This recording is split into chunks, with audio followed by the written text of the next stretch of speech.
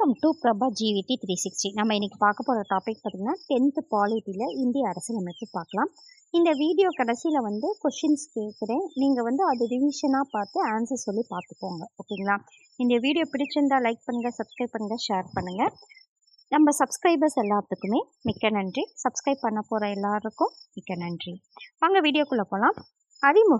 அறிமுகத்தில் பார்த்தீங்கன்னா என்ன அப்படின்னு பார்த்தா, ஒரு நாட்டினோட நிர்வாகமானது எந்த அடிப்படை கொள்கைகளை சார்ந்து அமைஞ்சிருக்கு அப்படிங்கிற பிரதிபலிக்கிற ஒரு சட்டம் தான் என்னது அரசியலமைப்பு சட்டம். ஓகேங்களா? ஒரு நாட்டோட முன்னேற்றத்திற்கான ஒரு அச்சாணி எது அப்படின்னு பார்த்தீங்கன்னா அரசியலமைப்பு சட்டம். இந்த அரசியலமைப்பு கொள்கை எந்த நாட்டிலேருந்து எடுத்திருக்காங்கன்னா அமெரிக்க ஐக்கிய நாடுகள்லேருந்து தோன்றியிருக்கு. அரசியலமைப்பின் அவசியம் என்னன்னு கேட்குறாங்க. இப்போ அனைத்து நாடுகள்கிட்டையும் இந்த அரசியலமைப்பு சட்டம் இருக்காது. இது மக்களாட்சி நாடுகளும் அதனை மக்களாட்சி நாடுகள் தங்களை நிர்வகித்து கொள்றதுக்காக ஒரு அரசியலமைப்பு சட்டத்தை பெற்றிருக்கு. ஒரு நாட்டோட குடிமக்கள் வாழக்கூடிய வாழ விரும்பும் வகையில் அடிப்படை கொள்கையில் அரசியலமைப்பு கொடுத்துருக்கு. நமது ஓகேங்களா, இது நமது சமூகத்தின் அடிப்படை தன்மையை அரசியலமைப்பு நமக்கு தெரியுது. நம்ம அடிப்படை தன்மை என்ன, நம்ம சமூகம் எப்படி வாழணும், எந்தெந்த அடிப்படை உரிமைகள் இருக்குது, கடமைகள் இருக்குது அப்படின்ட்டு எல்லாத்தையும் பேஸ் பண்ணி தான் அரசியலமைப்பு தெரிவிக்குது. இந்திய அரசியலமைப்பு உருவாக்கம், அதாவது இந்திய அரசியலமைப்பு உருவாக்கியிருக்காங்க. அது எந்த அமைப்பு மூலிமா உருவாக்கியிருக்காங்கன்னு பார்த்தீங்கன்னா இந்திய அரசியல் நிர்ணய சபையால் உருவாக்கியிருக்காங்க. இது எந்த திட்டத்தின் கீழ் இந்த அமைப்பை உருவாக்கியிருக்காங்கன்னு பார்த்தீங்கன்னா அரசியலமைப்பு அமைச்சரவை தூதுக்குழு திட்டத்தின் மூலமாக இது உருவாக்கியிருக்காங்க. எந்த ஆண்டுன்னா 1946. இதில் எத்தனை உறுப்பினர்கள் மொத்தம் எத்தனை பேர் இருக்காங்கன்னா 389 உறுப்பினர்கள் இருக்காங்க. இதில் மாகாண பிரதிநிதிகள் எத்தனை பேர்னா 292. இதே சுதேச அரசர்களை இப்போ தேர்ந்தெடுக்கப்பட்ட உறுப்பினர்கள் இருப்பாங்க, நியமன உறுப்பினர்கள்னு இருப்பாங்க. இதில் நியமன உறுப்பினர்கள் எத்தனை பேர்னா 93 சுதேச அரசுகளை நியமன உறுப்பினர்கள் இருக்காங்க. மாகாண முதன்மை ஆணையர்கள் சார்பில் எத்தனை பேர் அப்படின்னு பார்த்தீங்கன்னா 3 பேர். பலுசிஸ்தான் சார்பில் ஒருத்தர். இந்த 3 பேர் எதில் அப்படின்னு பார்த்தீங்கன்னா டெல்லி, கூர்க், அஜ்மீர். இந்த அரசியல் நிர்ணய சபை முதல் கூட்டம் எப்போ நடக்குது அப்படின்னு பார்த்தீங்கன்னா 1946 டிசம்பர் 9. அப்போ தற்காலிக தலைவராக யார் இருக்காங்கன்னா சச்சிதானந்த சின்ஹா. ஏன்னா அப்போ இருக்கிற டைமில் ஃபஸ்ட்டு ஒரு தலைவரை செலக்ட் பண்ணோம். அப்போ ஒரு மூத்த தலைவரை தான் இருக்கிற வயசுலேயே ஒரு மூத்தவராக இருக்கிறவரை தான் மூத்த தலைவராக எடுத்திருக்காங்க. அவர் யாருன்னா தற்காலிக தலைவராக எடுத்திருக்காங்க சச்சிதானந்த சின்ஹா. அப்படி அந்த கூட்டத்தொடர் நடந்து கொண்டு இருக்கிற டைம்லேயே அவர் என்ன பண்ணுறாருன்னா இறந்துடுறாரு. இறந்ததுக்கு பிறகு ஒரு தலைவரை தேர்ந்தெடுக்கணும். அப்ப நிரந்தர தலைவராக யார் இருக்காங்கன்னா ராஜேந்திர பிரசாத் தேர்ந்தெடுக்கிறாங்க. அப்ப 2 துணை தலைவர்கள் எடுக்கிறாங்க. அச்சி முகர்ஜி ஒன்று, வி.டி. கிருஷ்ணமாச்சாரியா அப்படிங்கிற 2 துணை தலைவராக எடுத்திருக்காங்க. K.M. முன்சிம்பாங்க. அப்போ வரைவு குழுவில் ஒருத்தர் முன்சின்னு ஒருத்தர் இருப்பாங்க. இவரையும் நீங்கள் குழப்பிக்க வேணாம். ஓகேங்களா? அச்சி முகர்ஜி இது. அங்கே டி.டி. கிருஷ்ணமாச்சாரி வரைவு குழுவில் டி.டி. கிருஷ்ணமாச்சாரி இருப்பாங்க. அதுக்கு இங்கே வி.டி. கிருஷ்ணமாச்சாரி. ஓகேங்களா? இது 2யும் கேட்கலாம். அடுத்தது இந்த கூட்டத்தொடர் எத்தனை அமர்வுகளாக நடந்ததுன்னா 11 அமர்வுகளாக நடந்துச்சு. எத்தனை நாட்களாக நடந்தது அப்படின்னு பார்த்தீங்கன்னா 166 நாட்கள் நடைபெற்றது. இந்த திட்டத்தின் போது எத்தனை திருத்தங்கள் முன் வச்சாங்கன்னா 2473 திருத்தங்கள் முன் வச்சிருக்காங்க. இது எப்படி ஞாபகம் வச்சுக்கணும்னா 24/7 சொல்லுவாங்க இல்லையா? அப்போ 247 அதோட 3. ஓகேங்களா? அவற்று சில ஏற்கப்பட்டுச்சு.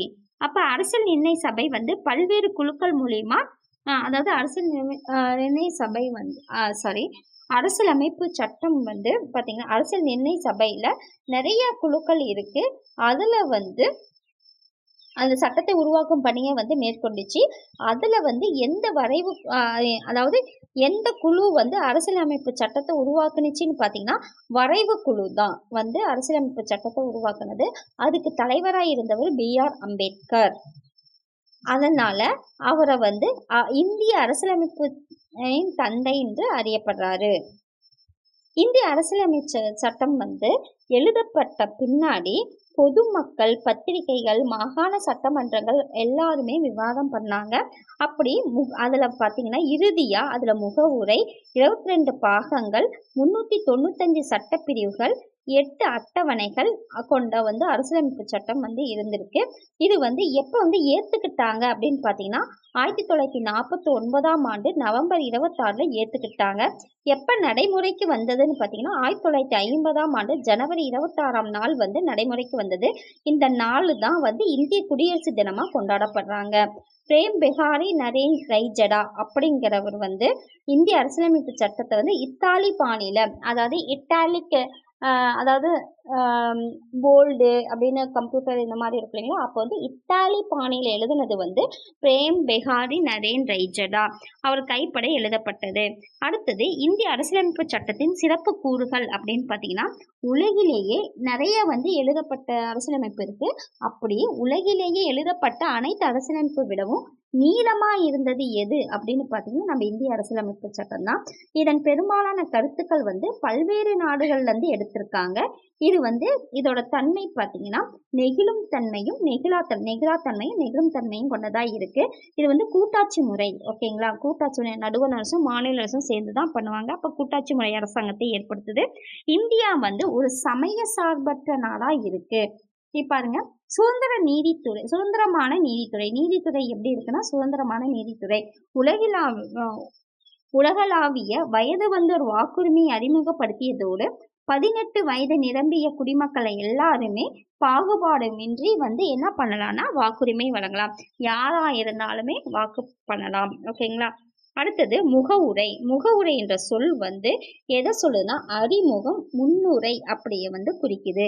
அரசியலமைப்பு அதில் வந்து அடிப்படை கொள்கைகள், நோக்கங்கள், லட்சியங்களை உள்ளடக்கிது. வந்து உள்ளடக்கியது. இது வந்து மதிப்புடன் வந்து இது இந்திய அரசியலமைப்பின் திறவுகோல் என்று குறிப்பிடப்படுது. 1947ஆம் ஆண்டு ஜனவரி 22 இந்திய அரசியல் நிர்ணய சபை வந்து ஒன்று ஏற்றுக்குச்சு. அது எதுன்னு பார்த்தீங்கன்னா அந்த ஏற்றுக்கொள்ளப்பட்ட ஜவஹர்லால் நேருவோட குறிக்கோள் தீர்மானம். அதன் அடிப்படையில தான் முகவுரை வந்து இந்திய அரசியலமைப்புகளோட முகவுரை வந்து அமைஞ்சிருக்கு. இது வந்து ஒரே ஒரு முறை தான் திருத்தியிருக்காங்க. 1976ஆம் ஆண்டு 42வது அரசியலமைப்பு சட்ட திருத்தத்தின்படி ஒரே ஒரு முறை தான் திருத்தியிருக்காங்க. அது என்னன்னா சமதர்மம், சமய சார்பின்மை, ஒருமைப்பாடு அப்படிங்கிற 3 புதிய சொற்களை சேர்த்திருக்காங்க. முகப்புரை வந்து பார்த்தீங்கன்னா என்ன சொற்களுடன் ஆரம்பிக்குதுன்னா இந்திய மக்கள் ஆகிய நாம் அப்படிங்கிற சொற்களுடன் ஆரம்பிக்குது. இந்திய மக்களே இந்திய அரசியலமைப்பின் ஆதாரமா, இதை வச்சு நம்ம பார்க்கும்போது இந்திய அரசியலமைப்பின் ஆதாரமா இருக்கிறது பார்த்தீங்கன்னா இந்திய மக்கள் தான். இதே ஒரு இறையாண்மை மிக்க சமதர்ம சமய சார்பற்ற ஜனநாயக குடியரசு, இதை வந்து ஆர்டர் பண்ணி கேட்பாங்க, ஓகேங்களா. இறையாண்மை மிக்க சமதர்ம சமய சார்பற்ற ஜனநாயக குடியரசுன்னு அரசியலமைப்பின் முகவுரை வந்து சொல்லியிருக்கு. இந்திய குடிமக்கள் அனைவரும் சமூக, பொருளாதார, அரசியல், நீதி என்ற அனைத்திலும் பாதுகாப்பு வழங்குவது தான் இதன் நோக்கம். இதன் நோக்கம் என்னன்னா சமூக, பொருளாதார, அரசியல், நீதி என்ற அனைத்திலும் பாதுகாப்பு வழங்குவது தான் இதோட நோக்கம். இதே பிரெஞ்சு புரட்சி பார்த்தீங்கன்னா எப்போ நடந்ததுன்னா 1789ஆம் ஆண்டு நடைபெற்றுச்சு. அப்போ வந்து என்ன முக்கியமாக முழக்கங்களாக இருந்துச்சுன்னு பார்த்தீங்கன்னா சுதந்திரம், சமத்துவம், சகோதரத்துவம். இதுவும் இந்திய அரசியலமைப்பின் முகவுரையில் இது முக்கியத்துவம் தந்திருக்காங்க இந்த 3 வார்த்தைகளுக்கும். அடுத்தது குடியுரிமைன்னு பார்த்தீங்கன்னா சிட்டிசன் சொல்லுவாங்க. இந்த சிட்டிசன்ங்கிற சொல் வந்து சிவிஸ் அப்படிங்கிற லத்தீன் சொல்லிருந்து பெறப்பட்டது. இது ஒரு நகர அரசில் வசிப்பவர். லத்தீன் வந்து சிட்டிசனை லத்தியில வந்து அடிக்கக்கூடாது அப்படின்னு ஒரு நகர அரசில் வசிப்பவர். இந்த அரசியலமைப்பு இந்தியா முழுவதும் ஒரே மாதிரியான ஒற்றை குடியுரிமையை தான் தருது. இது வந்து குடியுரிமை பார்த்தீங்கன்னா இந்திய அரசு ஒற்றை குடியுரிமையை தான் வழங்குது. பார்த்தீங்கன்னா இந்திய அரசியலமைப்பு பகுதி 2ல் வந்து இந்த சட்டப்பிரிவு வந்து 5லேருந்து 11 வரைக்கும் இந்திய குடியுரிமையை பற்றி சொல்லியிருக்காங்க. குடியுரிமை சட்டம் அப்படின்னு பார்த்தீங்கன்னா 1955 இந்திய அரசியலமைப்பு சட்டம் நடைமுறைக்கு வந்த பிறகு 1955 இயற்றப்பட்ட குடியுரிமை சட்டம் பார்த்தீங்கன்னா குடியுரிமை பெறுதல் இல்லைன்னா குடியுரிமை இழத்தல், இந்த ரெண்டை பற்றி சொல்கிறாங்க. இந்திய அரசியலமைப்பு சட்ட திருத்தத்தால் எத்தனை முறை திருத்தியிருக்காங்கன்னு பார்த்தீங்கன்னா 9 முறை திருத்தியிருக்காங்க. குடியுரிமை பெறுதல் அப்படின்னு பார்த்தீங்கன்னா அதில் எத்தனை வகை இருக்குன்னா 5 வகை இருக்குது. ஓகேங்களா. இந்திய குடியுரிமை சட்டம் 1955 படி ஒருவர் கீழ்காணும் ஏதேனும் ஒரு முறையில் குடியுரிமை பெறலாம்னு சொல்லியிருக்காங்க. ஃபர்ஸ்ட் பிறப்பின் மூலம் குடியுரிமை பெறுதல் ஃபர்ஸ்ட் பிறப்பின் மூலம் 1950 ஜனவரி 26 இந்த குடியரசு தினம் இருக்கு இல்லைங்களா, அன்னைக்கு இன்னும் அதுக்கப்புறம் எந்த குழந்தை இந்தியாவில் பிறந்தாலும் அவங்களுக்கு இந்திய குடிமக்களாக கருதப்படுறாங்க. அதாவது வெளிநாட்டிலேருந்து இங்கே வராங்க, அப்போ இங்கே குழந்தை பிறக்குது அப்படின்னா அந்த குழந்தைக்கு இந்திய குடியுரிமை குடிமக்களாக கருதப்படுறாங்க. ஓகேங்களா. இப்போ அடுத்தது பார்த்தீங்கன்னா வம்சாவளி மூலம். இப்போ சப்போஸ் இந்தியர்கள் வெளிநாட்டுக்கு போகிறாங்க, அங்கே குழந்தை பிறந்துடுது. ஓகேங்களா. 1950 ஜனவரி 26 அன்னைக்கு இல்லைன்னா அதுக்கு பின்னாடி வெளிநாட்டில் பிறந்த ஒருவரோட தந்தை வெளிநாட்டில் பிறந்த ஒருவரின் தந்தை வம்சாவளினாவை அப்பாவை பேஸ் பண்ணி தான் இருக்கும். அப்போ அந்த தந்தை இந்திய குடிமகனாக இருந்தாங்கன்னா அந்த குழந்தைக்கு வம்சாவளி மூலமா இந்திய குடியுரிமை பெறலாம். அடுத்தது பதிவின் மூலமா. அப்போ இந்திய குடியுரிமை கோரி பொருத்தமான அங்கீகாரம்லாம் கொடுத்து பதிவு செய்கிறதுனால இந்திய குடியுரிமை பெறலாம். இயல்புரிமை மூலியமா அப்படின்னு பார்த்தீங்கன்னா இயல்புரிமைனாவே வெளிநாட்டவர். அப்போ ஒரு வெளிநாட்டவர் இந்திய அரசிற்கு இந்திய இயல்புரிமை கோரி விண்ணப்பிப்பதன் மூலம் இந்திய குடியுரிமை பெறலாம். பிரதேச நாடுகள் இணைவின் மூலம் அப்படின்னு பார்த்தீங்கன்னா இப்போ நாடு பிரியுது இல்லைன்னா நாடு வேற நாடுகள் இணையுது, இந்தியாவுடன் இணையுது அப்படின்னா அந்த நாட்டில் இருக்க மக்களுக்கு கண்டிப்பாக இந்திய குடியுரிமை கொடுப்பாங்க. பிற நாடுகள் அல்லது பகுதிகள் இந்தியாவுடன் இணையும் போது இந்திய அரசு அவ்வாறு இணையும் நாடுகளின் மக்களை தன் குடிமக்களாக கருதி அவர்களுக்கு குடியுரிமை வழங்குறாங்க. ஓகேங்களா. இப்போ 5 இது என்னென்னா பிறப்பின் மூலிமா, வம்சாவளி மூலிமா, 3rd பதிவின் மூலிமா, 4th இயல்புரிமை மூலமா, 5th பிரதேச இணைவின் மூலிமா இது நடக்குது. அடுத்தது குடியுரிமை இழத்தல் அப்படின்னா குடியுரிமை சட்டம் 1955 படி ஒருவர் தன் குடியுரிமையை சட்டத்தின் மூலமாக பெறப்பட்டதாகவோ அல்லது அரசியலமைப்பின் கீழ் முன்னுரிமையால் பெறப்பட்டதாகவோ இருக்கும் பட்சத்தில், அதாவது ஒரு குடியுரிமை சட்டத்தின் மூலமா வாங்குறாங்களையா அது மூலியமோ இல்லையா முன்னுரிமையால் பெறப்பட்டதுனாலையோ அப்படி குடியுரிமை வாங்கினவங்க துறத்தல், முடிவுறச் செய்தல், இழத்தல் இந்த 3 வழியில இழக்கிறாங்க. எப்படின்னா ஒரு குடிமகன் தாமே முன் தனது குடியுரிமையை திறக்கிறது. ஓகேங்களா. எனக்கு இது வேண்டாம்னு சொல்லி திறக்கிறது. இன்னொன்று அவங்க வேற நாட்டில் ஒரு குடியுரிமை வாங்குற பட்சத்தில் இந்திய குடியுரிமை தானாக முடிவுக்கு வந்துடும். அடுத்தது இயல்புரிமை மூலிமா வெளிநாட்டவங்க வராங்களே அந்த மாதிரி இயல்புரிமை மூலிமா குடியுரிமை பெற்ற ஒரு குடிமகன் மோசடி செய்து குடியுரிமை பெற்றவங்க அதே மாதிரி டாக்குமெண்ட்ஸ்லாம் அப்ளை பண்ணாங்க, அதெல்லாம் தவறுதலாக இருந்தால் தவறான பிரதித்துவம் தந்தவர், உண்மைகளை மறைத்தவர், அதே மாதிரி அல்லது எதிரி நாட்டுடன் வணிகம் செஞ்சவங்க அல்லது 2 ஆண்டு காலத்திற்கு மேலே சிறை தண்டனை பெற்றவரும் நடுவண் அரசு கண்டறிஞ்சு அவங்கள குற்றம் புரிந்தவர்னு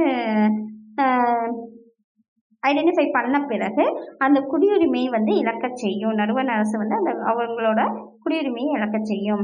அடுத்தது அடிப்படை உரிமை அப்படின்னு பார்த்தீங்கன்னா அடிப்படை இந்திய அரசியலமைப்பு சட்டம் பகுதி 3 பகுதி 3.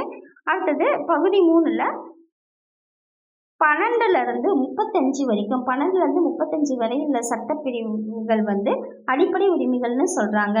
அரசியலமைப்பை உருவாக்கியவர்கள் இந்த அடிப்படை உரிமைகளை எங்கிருந்து எடுத்திருக்காங்கன்னு பார்த்தீங்கன்னா அமெரிக்க ஐக்கிய நாடுகள் அரசியலமைப்புல எடுத்திருக்காங்க. முதல்ல இந்திய அரசியலமைப்பு 7 அடிப்படை உரிமைகளை வழங்குனுச்சு. அப்புறம் தற்போது 6 அடிப்படை உரிமைகள் மட்டும்தான் இருக்கு.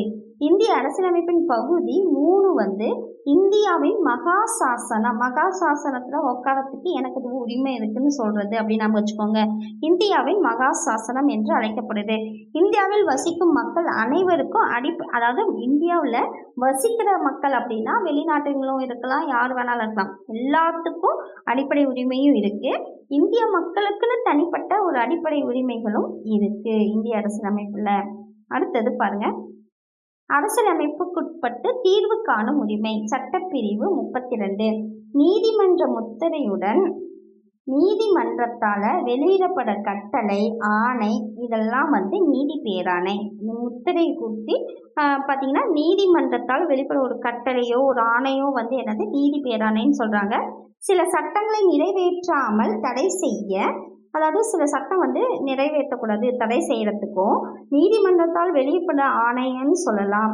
உச்ச நீதிமன்றம் மற்றும் உயர் நீதிமன்றங்கள் ரெண்டுமே எத்தனை நீதி பேராணங்களை கொண்டிருக்குன்னா 5 நீதி பேராணங்களை கொண்டிருக்கு. இது போன்ற ஆணைகளை வெளியிடும் மக்கள் உரிமைகளை காப்பதினால் இந்த உச்ச நீதிமன்றம் பார்த்தீங்கன்னா இப்படி அடிப்படை உரிமைகளை காப்பதுனால உச்ச நீதிமன்றத்தை அரசியலமைப்பின் பாதுகாவலர்னு சொல்றாங்க. B.R. அம்பேத்கர் கூற்றும்படி 32 என்னன்னு சொல்றாங்கன்னா அரசியலமைப்பின் இதயம் மற்றும் ஆன்மா. ஏன்னா எல்லாத்தையும் பாதுகாக்குது இல்லையா, அப்பா இதயமும் ஆன்மான்னு சொல்றாங்க. அடுத்தது நீதி பேராணைகள் அப்படின்னு பார்த்தா ஆட்கொற நீதி பேராணை, கட்டளை உறுத்தும் நீதி பேராணை, தடை உறுத்தும் நீதி பேராணை, 4th ஆவணக்கேற்பு நீதி பேராணை, 5th தகுதி முறை வினவும் நீதி பேராணை. ஃபர்ஸ்ட் பார்த்தீங்கன்னா ஆட்கொணர்வு நீதி பேராணை. ஆட்கொணர்வு பீஸ் இப்படி நாம வச்சுக்கலாம். பீஸ்னா என்ன அப்படின்னு பார்த்தீங்கன்னா தேனி ஆளையே கொன்றும் அப்படின்னு நாம வச்சுக்கலாம். அப்போ ஹெர்பஸ் கார்பஸ். ஓகேங்களா. அப்போ சட்டத்திற்கு புறம்பாக ஒருவர் கைது செய்யப்படுவதிலிருந்து பாதுகாக்குது. ஓகேங்களா. ஜெய்பீம் படத்தில் இந்த இதை வச்சு தான் வாதாடுவாங்க, அதை ஞாபகம் வச்சுக்கோங்க. ஆட்கொணர் சட்டத்திற்கு புறம்பாக ஒருவர் கைது செய்யப்படுவதிலிருந்து இது பாதுகாக்கிறது. கட்டளை உறுத்தும் நீதி பேராணை. யாரு கட்டளை பண்ணுவாங்க? மேன் தான் கட்டளைப்படுவாங்க. அப்போ மேண்டமஸ் என்ன கட்டளை பண்ணுவாங்கன்னா மனுதாரர் சட்ட உதவியுடன் தனது மனு தொடர்பான பணியினை சம்பந்தப்பட்ட துறையிலிருந்து நிறைவேற்றிக் கொள்ளணும். இப்போ நம்ம ஒரு டீட்டெயில் கேட்குறோம், ஒரு டீட்டெயில் சம்மந்தமாக பண்ணுறோன்னா அந்த சட்ட உதவியுடன் ஹெல்ப் கேட்குறோம் இல்லையா, அப்போ கண்டிப்பாக அதை அவங்க செய்யணும். மனுதாரர் சட்ட உதவியுடன் தனது மனு தொடர்பான பணியினை சம்பந்தப்பட்ட துறையிலிருந்து அதாவது இந்த துறையிலேருந்து எனக்கு இது வேணும்னா அந்த துறையிலேருந்து அவங்க செஞ்சு தர விஷயம்தான் கட்டளை உறுத்தும் நீதி பேராணை. ஒரு விஷயம் கேட்டு மனு போடுறாங்க, அப்போ அந்த மனு கரெக்டாக அவங்க முடிச்சு கொடுக்கணும். அதுதான் கட்டளை உறுத்தும் நீதி பேராணை மேண்டமஸ். தடை உறுத்தும் நீதி பேராணை ப்ரோஹிபிஷன். ப்ரோ எதையும் தடை சொல்லாத ப்ரோ அப்படிங்கிறோம், எதையும் தடை சொல்லாத ப்ரோ. அப்போ கீழ் நீதிமன்றம் தன் சட்ட எல்லையை தாண்டி ஏதாவது செஞ்சிச்சுதுன்னா அது தடை போடுறாங்க. அப்புறம் ஆவணக்கேற்பு பேராணை.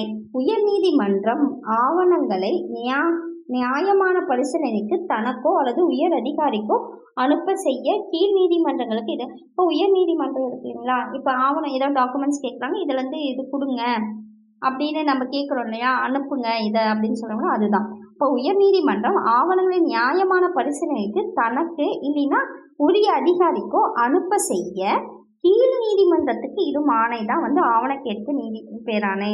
அடுத்தது தகுதி முறை வினவும் நீதி பேராணை. ஆவணம்னாவே சர்டிஃபிகேட் ஞாபகம் வச்சுக்கோங்க. அப்போ இது செட்ரியோரி. ஓகேங்களா. அடுத்தது தகுதி முறை வினவும் நீதி பேராணை அப்படின்னு பார்த்தா கோவேரண்டோ தகுதி இருக்கா, என்னை வாரண்ட் பண்ண உனக்கு தகுதி இருக்கா அப்படின்னு ஞாபகம் வச்சுக்கோங்க. இப்பேராணை சட்டத்திற்கு புறம்பாக தகாத முறையில் அரசு அலுவலர்களை கைப்பற்றுவதை, அதாவது ஒரு தாட்டி பிரச்சனை வந்ததுங்களா, யார் ஒரு ஆடு மேய்க்கிறவர் டிஎன்பிசி பாஸ் பண்ணிட்டாங்கன்னு அந்த மாதிரி, அதாவது தில்லுமுழு பண்ணி ஒரு அரசு அதிகாரியாக இருக்கிறத அதுலேருந்து தடை செய்கிறது தான் இந்த முறை. ஓகேங்களா. அப்போ தகுதி முறை வினவும் நீதி பேராணை பார்த்தீங்கன்னா இப்பேராணை சட்டத்திற்கு புறம்பாக தகாத முறையில் அரசு அலுவலகத்தை கைப்பற்றுவதை தடை செய்யுது. இப்போ அடிப்படை உரிமைகள் பார்த்தோம் இல்லைங்களா, அதுதான். இப்போ அடிப்படை உரிமையில் ஃபஸ்ட்டு சமத்துவ உரிமை. சமத்துவ உரிமை பார்த்திங்கன்னா 14லேருந்து பார்த்திங்கன்னா 18 வரைக்கும். ஓகேங்களா. 18 வரைக்கும் சமத்துவ உரிமை. அப்போ அந்த சமத்துவ உரிமையை 14 பார்த்திங்கன்னா சட்டத்தின் முன் அனைவரும் சமம். ஓகேங்களா. சட்டத்தின் முன் அனைவரும் சமம். இப்போ 14 ஏஜ் அப்படிங்கும்போது எல்லாரும் சட்டத்தின் முன்னாடி சமமாக தான் இருக்கணும். 15 அப்படிங்கும்போது 5 விஷயங்கள் வரணும். மதம், இனம், சாதி, பாலினம் மற்றும் பிறப்பிடம். இதன் அடிப்படையில் பாகுபடுத்துவதை தடை செய்கிறாங்க. இது முக்கியம். பாகுபடுத்துவதை என்ன பண்ணுறாங்க? தடை செய்கிறாங்க. 16. ஓகேங்களா? 16 அப்படிங்கும்போது பொது வேலை வாய்ப்புல சம வாய்ப்பு. 16 வயசுலேயே வந்து வேலைக்கு போயிட்டேன்ப்பா அப்படின்னு சொல்கிறாங்க இல்லையா? அப்போ நான் வந்து 16 வயசுல வேலைக்கு போயிட்டாங்க. அப்படி போனாலும் பொது வேலை வாய்ப்புல சம வாய்ப்பளித்தல் அப்படி ஞாபகம் வச்சுக்கிறதுக்காக சொல்கிறேன். ஓகேங்களா? பொது வேலை வாய்ப்பு சம வாய்ப்பளித்தல். அடுத்தது பிரிவு 17 தீண்டாமையை ஒழித்தல். தீண்டாமையை ஒழிக்கிறாங்க. 18 பார்த்தீங்கன்னா இப்போ 8 பார்த்தீங்கன்னா இப்படி வளைஞ்சிருக்கு. அப்போ இராணுவம். ஓகேங்க. இராணுவத்தில் வந்து 8 லைசன்ஸ் போட சொல்கிறாங்க. அப்போ இராணுவம் மற்றும் கல்விசார் பட்டங்களை தவிர மற்ற பட்டங்களை நீக்குதல். இராணுவம் மற்றும் கல்விசார் பட்டங்களை வச்சுக்கலாம், வேற யாராவது கொடுக்குற பட்டத்தை வந்து நீக்கிறது. 17னா தீண்டாமையை ஒழிக்கிறோம். அடுத்தது ரெண்டாவது பார்த்தீங்கன்னா சுதந்திர உரிமை. சுதந்திர உரிமைனா 19. ஃபஸ்ட்டு பேசணும் ஒரு இடத்துல வந்து 19 வந்து பேச்சுரிமை சம்மந்தப்பட்டது. அதுக்குள்ள சப்டிவிஷன் பார்த்தீங்கன்னா பேசுறது ஃபஸ்ட்டு பேச்சுரிமை. அடுத்தது கருத்து தெரிவிக்கலாம். பேசலாம், இன்னொன்று கருத்து தெரிவிக்கலாம். ஃபஸ்ட்டு பேச்சுரிமை, ரெண்டாவது கருத்து தெரிவிக்கிறோம், கருத்து தெரிவிக்கும் உரிமை. மூணாவது வந்து அமைதியான முறையில் கூட்டம். பேசுகிறோம் ஒருத்தர் நின்றுட்டு, அப்புறம் இன்னொருத்தர் கருத்து தெரிவிக்கிறோம், அப்புறம் ஒரு கூட்டம் போடுறோம். அமைதியான முறையில், முக்கியமாக கூட்டம் சாதாரணமாக கூட்டுறது கிடையாது, அமைதியான முறையில் கூட்டம் கூட்டுறோம். தேர்டு. ஃபோர்த்து வந்து சங்கங்கள். கூட்டம்னாவே சங்கம் அமைக்கிறோம். ஃபோர்த்து வந்து சங்கங்கள் அமைக்கிறது. அடுத்தது அமைப்புகள் தொடங்க உரிமை. இந்திய நாட்டிற்கு அப்போ சங்கம் ஃபுல்லாக எந்த இடத்துக்கு வேணாலும் போகலாம். இந்திய நாட்டிற்குள் விரும்பிய இடத்தில் வசிக்கும் உரிமை, அதாவது வசிக்கிற உரிமை, எங்கே வேணாலும் போய் வசிக்கலாம் சங்கமாக. அடுத்தது லாஸ்ட்டு தான் தொழில் செய்யும் உரிமை. ஓகேங்களா? அப்போ பிரிவு 19 பார்த்தீங்கன்னா பேச்சுரிமை, கருத்து தெரிவிக்கும் உரிமை, அமைதியான முறையில் கூட்டம் கூடுவதற்கான உரிமை, சங்கங்கள் அமைப்புகள் தொடங்க உரிமை, இந்திய நாட்டிற்கு விரும்பிய இடத்தில் வசிக்கும் உரிமை, தொழில் செய்யும் உரிமை. பிரிவு 20 பார்த்தீங்கன்னா குற்றம் சாட்டப்பட்ட நபர்களுக்கான உரிமை மற்றும் தண்டனையிலிருந்து பாதுகாப்பு பெறும் உரிமை. குற்றம் சாட்டப்பட்ட நபருக்கு அந்த உரிமை வந்து அவங்களுக்கு, அதே மாதிரி தண்டனையிலிருந்து பாதுகாப்பு பெறும், அவங்க வந்து குற்றவாளிகளாக இல்லைன்னா தண்டனையிலிருந்து பாதுகாப்பு பெறும் உரிமை. பிரிவு 21 வாழ்க்கை மற்றும் தனிப்பட்ட சுதந்திரத்தை பாதுகாக்கும் உரிமை. நம்ம வந்து வாழணும் அப்படிங்கிறது தான் வாழணும். நிறைய பேர் சூசைட் அட்டன் பண்ணுறது கூட இங்கே குற்றச்சாட்டு. ஓகேங்களா? ஒரு வந்து சட்டத்துக்கு புறமான ஒரு செயல் தான் இதெல்லாம். ஸோ வாழ்க்கை மற்றும் தனிப்பட்ட சுதந்திரத்தை பாதுகாப்பு பெறும் உரிமை பாருங்க பிரிவு 21 கொடுத்துருக்காங்க. அடுத்தது பிரிவு 21A தொடக்க கல்வி பெறும் உரிமை. 21A வந்து இப்போ பிரிவு 45 தொடக்க கல்வியை பற்றி சொல்லியிருப்பாங்க. அதை நீக்காம அங்கேயும் வந்து தொடக்க கல்வி பெறும் உரிமையும் இருக்கும். அதே பிரிவு 21Aலையும் பார்த்தீங்கன்னா தொடக்க கல்வி பெறும் உரிமை இருக்கும். அப்போ பிரிவு 21A வந்து தொடக்க கல்வி பெறும் உரிமை. பிரிவு 22 சில வழக்குகளில் கைது செய்து தடுப்பு காவலில் வைப்பதற்கு எதிரான பாதுகாப்பு உரிமை. ஓகேங்களா? சில வழக்குகளில் வந்து கைது செய்கிறாங்க, அப்புறம் தடுப்பு காவலில் வைக்கிறாங்க இல்லையா, அதுக்கு எதிரான பாதுகாப்பு உரிமை தான் 22. அடுத்தது தேர்டு பார்த்தீங்கன்னா சுரண்டலுக்கு எதிரான உரிமை. சுரண்டலுக்கு எதிரான உரிமை பார்த்தீங்கன்னா பிரிவு 23. இங்கே வந்து கட்டாய வேலை, கட்டாயமாக இந்த வேலை செஞ்சாகணும், கொத்தடிமை முறை இதெல்லாம் அப்போ இருந்தது இல்லைங்களா, கட்டாய வேலை, கொத்தடிமை முறை மற்றும் மனிதத்தன்மையற்ற வியாபாரத்தை தடுத்தல். ஓகேங்களா? இது வந்து கட்டாய வேலை, கொத்தடிமை முறை, மனிதத்தன்மையற்ற வியாபாரத்தை வந்து தடுக்கிறது. ஓகேங்களா? இப்போ கஞ்சா விற்கிறது இதெல்லாம் இருக்கு இல்லைங்களா, இது எல்லாமே மனிதத்தன்மையற்ற வியாபாரத்தை தடுக்கிறது. வந்து பிரிவு 24 தொழிற்சாலைகள் மற்றும் ஆபத்தான இடங்களில் குழந்தை தொழிலாளர்கள் முறையை தடுக்கிறாங்க. தொழிற்சாலைகளையும் வேலை செய்யக்கூடாது, ஆபத்தான இடங்களிலும் குழந்தைகள் தொழிலாளர் வந்து முறையை வந்து தடுக்கிற விஷயம்தான் பிரிவு 24. அடுத்தது சமய சார்பு உரிமை. பிரிவு 25 எந்த ஒரு சமயத்தினை ஏற்கவும் பின்பற்றும் பரப்பும் உரிமை. 25 வயசுல நம்ம டிசைட் பண்ணிக்கலாம், எந்த சமயத்தை வேணாலும் ஏற்றுக்கலாம், பின்பற்றலாம், பரப்பலாம். அதே பிரிவு 26 சமய விவகாரங்களை நிர்வகிக்கிறதுக்கான உரிமை. ஓகேங்களா? எந்த ஒரு சமயத்தினை ஏற்கலாம், பின்பற்றலாம், பரப்பலாங்கிறது 25. 26 நிர்வகிக்கிறோம். 6 வந்து நீருன்னு சொல்ல முடியாது, இங்கே வந்து நீர். அப்போ நிர்வகிக்கிற உரிமை வந்து பிரிவு 26. 27 எந்த ஒரு மதத்தையும் செலுத்துவதற்காக வரி 7 நாளும் வரி கட்டக்கூடாது அப்படின்னு நம்ம வச்சுக்கோங்க. அப்போ வரி செலுத்துவதற்கு எதிரான சுதந்திரம், அது எந்த மதத்தையும் பரப்பணும் அப்படிங்கிறதுக்காக வரி செலுத்துறாங்க இல்லையா, அது அதுக்கு எதிரான சுதந்திரமா இருக்கு. பிரிவு 28 மதம் சார்ந்த கல்வி நிறுவனங்களில் நடைபெறும் வழிபாடு அறிவுரை நிகழ்வுகளை கலந்து கொள்ளலாம். இப்போ மதம் போதனை பண்றாங்க இல்லையா, அதில் நீங்க கலந்துக்காம கூட இருக்கலாம். ஓகேங்களா, கட்டாயமா கலந்துக்கணும்னு அவசியம் கிடையாது. மதம் சார்ந்த கல்வி நிறுவனங்களில் நடைபெறும் வழிபாடு மற்றும் அறிவுரை நிகழ்வுகளில் கலந்து கொள்ளாமல் இருக்க உரிமை. இந்த வேர்ட்லாம் கரெக்டா படிச்சுக்கணும். ஓகேங்களா, அடுத்தது 5th கல்வி கலாச்சார உரிமை. 29ல பாருங்க, இது சிறுபான்மையரை பத்தி. ஓகேங்களா, இப்ப நம்ம கிட்ட முஸ்லிம்ஸ் சிறுபான்மையர், அப்ப அங்க பாகிஸ்தான்ல பாத்தீங்கன்னா ஹிந்துஸ் சிறுபான்மையர். அப்படி நம்ம கிட்ட இருக்கிற, அதாவது ஹிந்து ஃபார் எக்ஸாம்பிள் முஸ்லிம்ஸ் மட்டும் கிடையாது, மற்ற இதெல்லாம் அந்த மாதிரி. ஓகேங்களா, அப்ப சிறுபான்மையரின் எழுத்து மொழி மற்றும் கலாச்சாரத்தை பாதுகாக்கிறது பிரிவு 29. பிரிவு 30 பார்த்தீங்கன்னா அவங்களோட கல்வி நிறுவனங்களை நிர்வகிக்கிற உரிமை தான் பிரிவு 30. அடுத்தது பார்த்தீங்கன்னா 5th முடிஞ்சிருச்சு. அடுத்தது 6th பார்த்தீங்கன்னா அரசியலமைப்புக்குட்பட்டு தீர்வு காணும் உரிமை. பிரிவு 32 தனிப்பட்ட அடிப்படை உரிமைகள் பாதிக்கப்படும் போது, அதாவது அடிப்படை உரிமை பாதிக்கப்படும் போது நீதிமன்ற அணுகி உரிமை பெறலாம். ஓகேங்களா, நீதிமன்றத்தை அணுகி உரிமை பெறலாம். அடுத்தது பார்த்தீங்கன்னா 1948 44வது சட்ட திருத்தத்தின்படி அடிப்படை உரிமை பட்டியலில் சொத்துரிமை இருந்தது. அடிப்படை உரிமை பட்டியலில் 7 இருந்துச்சுங்களா, அதை நீக்கப்பட்டாங்க. அதுதான் எந்த உரிமைனா சொத்துரிமை. பிரிவு 31 நீக்கிட்டாங்க. அப்புறம் எங்க போய் வச்சிருக்காங்கன்னு பார்த்தீங்கன்னா பகுதி 12ல 307 பகுதி 12ல 307 அங்க போய் சட்ட உரிமையா வச்சிருக்காங்க. அடிப்படை உரிமைகளை நிறுத்தி வைத்தல். ஓகேங்களா, அடிப்படை உரிமைகளை நிறுத்தி வைக்கிறது. ஓகேங்களா, இது எப்படின்னா எதனால நிறுத்தி வைக்கிறாங்க அப்படின்னு பார்த்தீங்கன்னா, இந்திய அரசியலமைப்பு சட்டப்பிரிவு 352 கீழே குடியரசுத் தலைவர் என்ன பண்றாருன்னா அவசர நிலை அறிவிக்கிறாங்க. அந்த டைம்ல சட்டப்பிரிவு 19 என்ன ஆகுதுன்னா உத்தரவாதம் அளிக்கப்பட்ட சுதந்திரம் தாமாவே நின்றோம். ஓகேங்களா, தாமாகவே நிறுத்தப்படுது. மற்ற அடிப்படை உரிமைகளையும் குடியரசுத் தலைவர் சில குறிப்பிட்ட ஆணைகளை பிறப்பிதன் மூலமா தடை செய்யலாம். இப்ப குடியரசுத் தலைவர் அந்த ஆணைகளை நாடாளுமன்றத்தால் கட்டாயம் அங்கீகரிக்கப்பட வேணும். அவரு கொடுக்குற ஆணைகள் கண்டிப்பா எது கட்டாயம் அங்கீகரிக்கப்படும்னா நாடாளுமன்றம் கட்டாயமா அது அங்கீகரிக்கப்படணும். அரசு நெறிமுறை உறுத்தும் கோட்பாடுகள், அது பாத்தீங்கன்னா இதோட பகுதி 4 சட்டப்பிரிவு 36ல இருந்து 51 வரைக்கும்.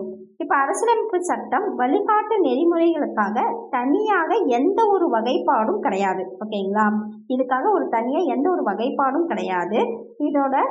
இருந்தாலும் இதோட பொருள் அடக்கம், வழிகாட்டுதல், பொருள் அடக்கம், அப்புறம் வழிகாட்டுற அடிப்படையில 3 பெரும் பிரிவுகளா இருக்கு. எதன் அடிப்படையில்னா பொருள் அடக்கம், அப்புறம் அடக்கமா வழி சொல்லு அப்படின்னு சொன்னாங்க வச்சுக்கோங்க. அப்ப பொருள் அடக்கம் மற்றும் வழிகாட்டுதல் அடிப்படையில 3 பெரும் பிரிவுகளா இருக்கு. சமதர்ம, காந்திய மற்றும் தாராள அறிவு. சமதர்மமா காந்தி என்ன பண்ணுவார், தாராளமா அறிவு சொல்லுவாரு, அறிவை விரிவுபடுத்துவாரு. சமதர்ம, காந்திய மற்றும் தாராள அறிவு சார்ந்தவை என்று பிரிக்கப்பட்டது. இதோட கொள்கைகள் நீதிமன்றத்தால் வலுக்கட்டாயமாக செயல்படுத்த முடியாது. இதோட கொள்கைகள் நீதிமன்றத்தால் எந்த ஒண்ணுமே செய்ய முடியாது, வலுக்கட்டாயமா செயல்படுத்த முடியாது. ஆனா ஒரு நாட்டை நிர்வகிக்கிறதுக்கு கண்டிப்பா இது அவசியம். சமுதாய நலனை மக்களுக்கு தருவதே இதோட நோக்கம். என்னன்னா இது கேட்கலாம், இதோட நோக்கம் பார்த்தீங்கன்னா சமுதாய நலனை மக்களுக்கு தருவதே. நம்ம சமுதாயத்தில் இருக்க எல்லா நலனும் நம்ம மக்களுக்கு கண்டிப்பா கொடுக்கணுங்கிறது தான் இதோட நோக்கம். அரசியலமைப்பின் புதுமையான சிறப்பம்சம், ஏன்னா யாரும் எதுவுமே இது கண்டிப்பா கவனிக்கணும், ஆனா கட்டாயம் கிடையாது அப்படிங்கிறது ஒரு சிறப்பான ஒரு விஷயமா இருக்குதுல்ல அப்படின்னு நாம் வச்சுக்கலாம். அப்ப புதுமையான சிறப்பம்சம்னு சொன்னது யாருன்னா டாக்டர் BR அம்பேத்கர். அடுத்தது அடிப்படை உரிமைகளும் அரசு நெறியுறுத்தும் கோட்பாடுகளுக்கும் இடையான வேறுபாடுகள். இது பார்த்தீங்கன்னா அடிப்படை உரிமை அமெரிக்கா ஐக்கிய நாடுகள்லேருந்து எடுத்திருக்காங்க. அரசு நெறியுறுத்தும் கோட்பாடு அயர்லாந்து நாட்டில் இருந்து எடுத்திருக்காங்க. அடுத்தது பார்த்தீங்கன்னா அரசாங்கத்தால் கூட இந்த உரிமையை சுருக்கவோ நீக்க எதுவுமே முடியாது. அரசாங்கம் இருக்கு இல்லையா, இப்போ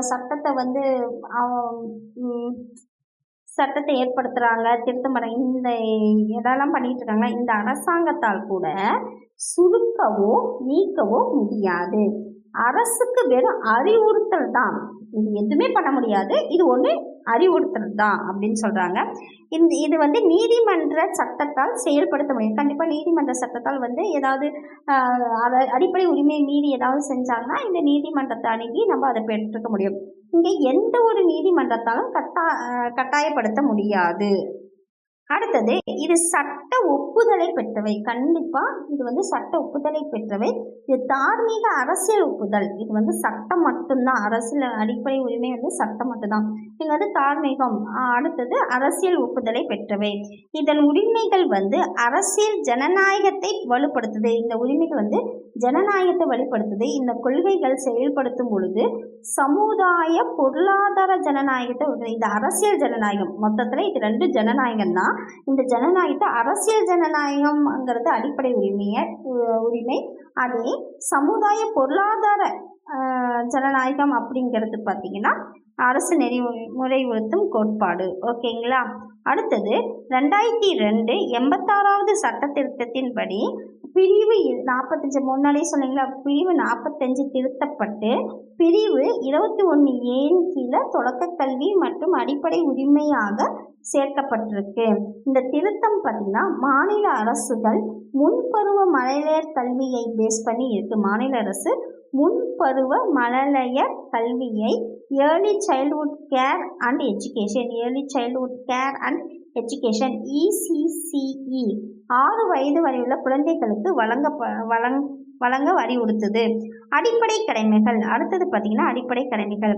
இந்த அரசியலமைப்பு அடிப்படை கடமை பார்த்தீங்கன்னா முன்னாள் சோவியத் யூனியன் ரஷ்யாவை சொல்கிறாங்க. அதை தாக்கத்தால் சேர்க்கப்பட்டது தான். 1976 ஃபஸ்ட்டு அடிப்படை கடமைகள் கிடையாது அரசியலமைப்பு சட்டத்தில்.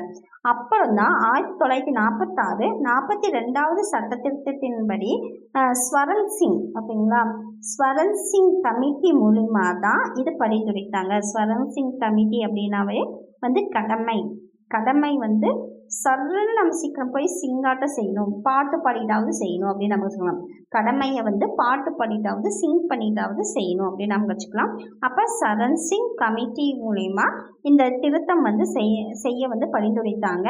இப்போ 1946ஆம் ஆண்டு மேற்கொள்ளப்பட்ட 42வது அரசியல் அமைப்பு சட்ட திருத்தம் குடிமக்களோட பொறுப்புகள் சிலவற்றை சேர்த்திருக்காங்க.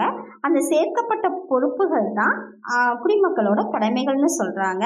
இந்த சட்ட திருத்தம் பார்த்தீங்கன்னா பகுதி 4A புதிய பகுதியை சேர்த்திருக்காங்க. இதோட பகுதி பார்த்தீங்கன்னா 51A. ஆர்டிக்கல் 4A பகுதி 4A, ஆர்டிக்கல் 51A. இந்த பிரிவை மட்டுமே இருக்கு. இந்த அடிப்படை கடமைகளில் 11 அடிப்படை கடமைகள் இருக்கு. ஃபர்ஸ்ட் கடமை அதோட பட்டியல் பார்த்தீங்கன்னா ஃபர்ஸ்ட் இந்திய ஒவ்வொரு இந்திய குடிமகனும் அரசியலமைப்பு கொள்கை, நிறுவனங்கள், தேசிய கொடி, தேசிய கீதம் எல்லாத்தையுமே மதிக்கணும். ஃபர்ஸ்ட் ஸ்கூலில் போய் சல்யூட் அடிக்கணும். அடுத்தது பார்த்தீங்கன்னா சுதந்திர போராட்டம் தூண்டுகோலாக இருந்த உயரிய நோக்கங்களை போற்றி வளர்க்கணும். அங்கே ஃபர்ஸ்ட் போய் சல்யூட் அடிக்கணும். சல்யூட் அடிக்கும் போதே நம்ம உயர்ந்து பார்க்கணும் மேலே அப்படின்னு நம்ம வச்சுக்கலாம். அப்போ உயர்ந்த நோக்கங்களை போற்றி வளர்க்கணும். 3வது இறையாண்மை, ஒற்றுமை, ஒருமைப்பாடு. மூணு வேர்டு இறையாண்மை, ஒற்றுமை, ஒருமைப்பாடை பேணி காக்கணும். 4வது பார்த்தீங்கன்னா பாதுகாப்பிற்காக தேச பாதுகாப்பு தேவைப்படும் போது தேச பணியாற்றணும். அப்போ 4 பக்கம் செவுத்துல மாற்றிக்கிட்டு போது பாதுகாக்கணும் அப்படின்னு நம்ம வச்சுக்கலாம். அப்போ தேசிய பாதுகாப்பிற்காக தேவைப்படும் பொழுது தேசிய பணியாற்ற தயாராகணும். 5th பார்த்தீங்கன்னா சமய, மொழி மற்றும் பிராந்திய பகுதி சார்ந்த வேறுபாடுகளை எல்லாத்தையும் மறந்து பெண்களை தரக்குறைவாக நடத்த பழக்கத்தை நிராகரிக்கணும். பெண்களை கண்ணியத்தை காக்கும் எண்ணங்களை மேம்படுத்தி இந்திய மக்கள் அனைவரையும் சகோதரத்தை வளர்க்கணும், எல்லாத்தையும் நான் வந்து சகோதரமாக பார்க்கணும். பெண்களை பேஸ் பண்ணி இருக்கிறது 5. அப்போ 5 விரல அடிக்கக்கூடாது. ஓகேங்களா? அதாவது அந்த அடிக்கிறத ஞாபகம் வச்சுக்கோங்க. 5 விரல். அப்போ வந்து 5ங்கிறது யார் அடிக்கக்கூடாது? பெண்களில் அப்படிங்கிற மாதிரி ஞாபகம் வச்சுக்கோங்க. 6th பார்த்தீங்கன்னா நமது உயர்ந்த பாரம்பரிய கலப்பு கலாச்சாரம். ஆற்றுல எதுவும் கலக்கக்கூடாது. அப்போ கலப்பு கலாச்சாரத்தை மதித்து பாதுகாக்கணும். பாருங்க, அடுத்தது 6th பார்த்தீங்கன்னா நமது உயர்ந்த பாரம்பரிய கலப்பு கலாச்சாரத்தை மதித்து பாதுகாத்தல். அதாவது ஆற்றுல வந்து எதுவும் கலந்துடக்கூடாது அப்படின்னு நம்ம கலப்பு கலாச்சாரத்தை மதிக்கணும். அப்போ ஆற்றுல வந்து கலந்துருக்கு அப்படின்னு நம்ம வச்சுக்கலாம். அடுத்தது பார்த்தீங்கன்னா 7 பார்த்தீங்கன்னா காடுகள், ஏரிகள், ஆறுகள். அடுத்தது பார்த்தீங்கன்னா காடுகள், ஏரிகள், ஆறுகள், வனவிலங்கு மற்றும் உயிரினங்கள் அடங்கிய இயற்கை சுற்றுச்சூழலை பாதுகாத்து மேம்படுத்தி அவை வாழும் சூழலை ஏற்படுத்துதல். அப்போ வந்து 7 நாளும் சுற்றுச்சூழலை வந்து பாதுகாக்கணும் அப்படின்னு ஞாபகம் வச்சுக்கலாம். காடு, ஏரிகள், ஆறுகள், வனவிலங்கு, உயிரினங்கள் எல்லாத்தையுமே பாதுகாத்து மேம்படுத்தணும் அப்படின்னு ஞாபகம் வச்சுக்கலாம். அடுத்தது பார்த்தீங்கன்னா 8 பார்த்தீங்கன்னா மனப்பான்மை, மனிதநேயம், அறிவியல் கோட்பாடு, மனிதநேயம், ஆராய்ச்சி, மனப்பான்மை மற்றும் சீர்திருத்தம் ஆகிய வளர்த்தல் எல்லாத்தையுமே. அதாவது 8 பார்த்தீங்கன்னா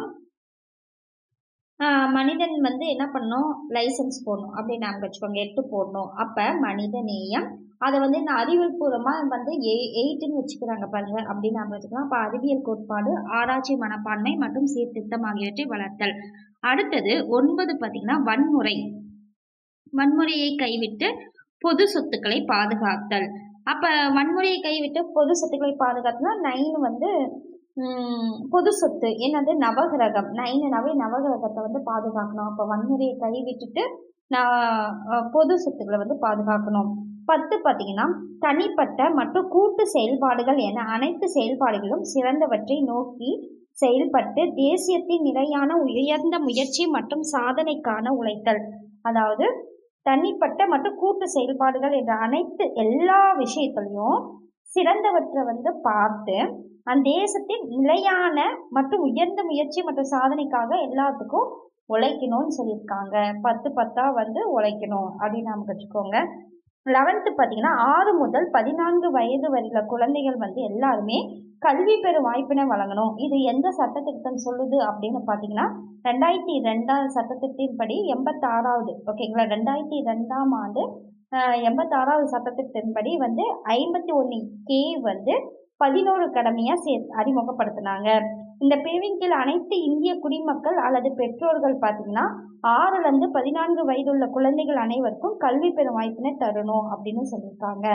அடுத்தது நடுவண் மற்றும் மாநில உறவுகள் அப்படின்னு பார்த்தா சட்டமன்ற உறவுகள். நடுவண் நாடாளுமன்றம், நடுவண் அரசில் இருக்கிற சட்டமன்றம் பார்த்தீங்கன்னா நாடாளுமன்றம் இந்தியா முழுவதற்கும் அல்லது இந்தியாவில் எந்த பகுதிக்கு சட்ட இயற்ற அதிகாரம் வந்து நாடாளுமன்றத்துக்கு இருக்கு. இந்தியாவின் மாநிலங்களுக்கு மட்டும் இல்லாம யூனியன் பிரதேசத்துக்கும் பொருந்தும் இது அப்படின்னு சொல்லியிருக்காங்க. இது எத்தனாவது அட்டவணையில கொடுத்துருக்காங்கன்னா 7வது அட்டவணையில இது கொடுத்துருக்காங்க. நடுவண் மாநில அரசுகளுக்கிடையே அதிகார பகிர்வை பற்றி சொல்வது 7வது அட்டவணை. இது வந்து நடுவண் பட்டியல், மாநில பட்டியல், பொது பட்டியல் 3 இருக்கு. இது வந்து இந்த அதிகாரத்தை கொடுத்துருக்கு. எதுக்குன்னா நடுவண் பட்டியல் வந்து 97 அதிகாரம் 97 இது இருக்கு. அதே மாதிரி மாநில பட்டியல் பார்த்தீங்கன்னா 66, அடுத்தது பொது பட்டியல் 47, ஃபர்ஸ்ட் 97, கடைசி 47, சென்டர்ல 66.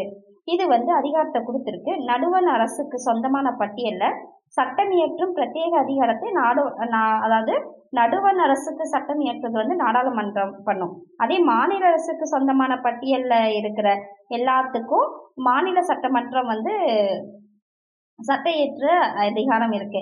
அதே நாடாளுமன்றம் மற்றும் மாநில சட்டமன்றங்கள் பொதுப்பட்டியலில் உள்ள துறைகளுக்கு மீது சட்டம் இயற்ற அதிகாரம் இருக்கு. ஆனா நடுவண் அரசுக்கும் மாநில அரசுக்கும் பொதுப்பட்டியலில் இருக்க துறைகள் குறித்து ஏதாவது வந்து முரண்பாடு ஏற்பட்டுச்சுன்னா நடுவண் அரசு இயற்ற சட்டம் தான் இறுதியா இருக்கும். இப்ப பாத்தீங்கன்னா தற்போது அதிகார பகிர்வுங்கிறது வந்து நடுவண் அரசு பட்டியல்ல இப்ப எவ்வளவு இருக்குன்னா 100 துறைகள் இருக்கு. மாநில அரசு பட்டியல்ல 61 துறைகள் இருக்கு. அதே 2க்கு பொதுவா இருக்கிற பொது பட்டியல 52 துறைகள் இருக்கு.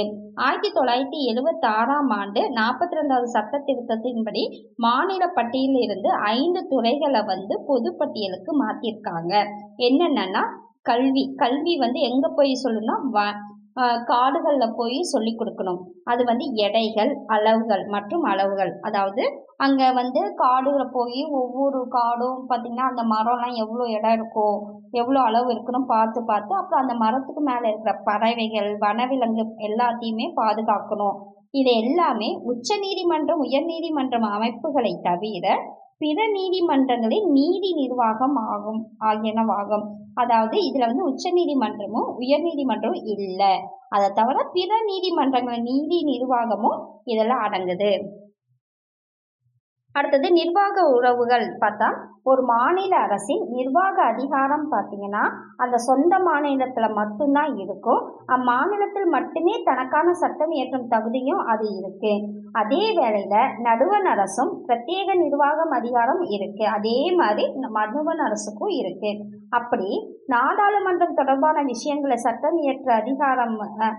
சட்டங்களை இயற்ற சிறப்பு அதிகாரமும், மாநில அரசுகள் செய்து கொள்ளும் உடன்படிக்கை, ஒப்பந்தங்களை அங்கீகரிப்பது, இது 3மே பார்த்தீங்கன்னா நிர்வாக உறவுகள். என்னது, நாடாளுமன்றம் தொடர்பான விஷயங்களை சட்டங்களை இயற்ற சிறப்பு அதிகாரம் இருக்கு.